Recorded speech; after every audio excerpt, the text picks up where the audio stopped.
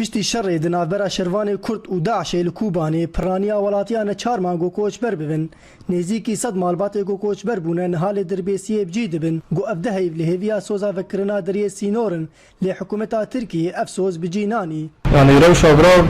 birasî hebeke zor e yani ji ber xanî nîne tune yani nêne dîn zor e berê her kesî millet yani kevin dahatîn bire cê xwe dîne yani heb bi heb xwanîş xwe re dîne o îşî şewil jî bir hindik e yani tune yani zor e ji nêdîn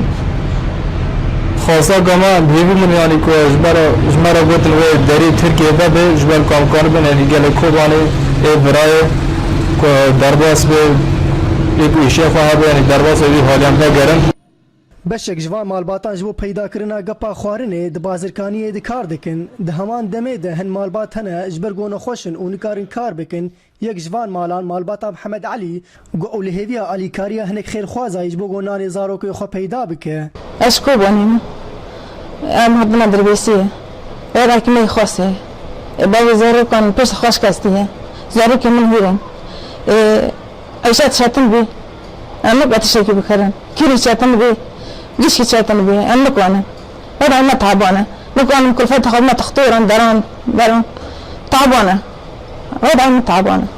وضع من التعبانة ذكر كم هنا تشوشي كان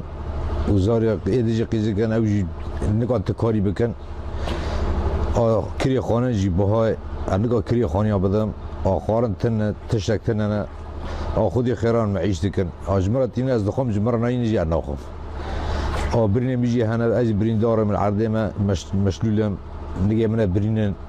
د همان مجارê de rêzgarkirina girê spî di vê demadawî de bû sedema vegera gelek welatiyên Kobanî li bajarê xwe. Êşa welatiyê Kobanî yên koçberî bajarê dirbêsiyê bûne ne tinê derketina ji bajarê xwe ne lê êşa qedexebûna vegera bajarê xwe jî dikişînin. Rodî Çolî Orient News dirbêsiyê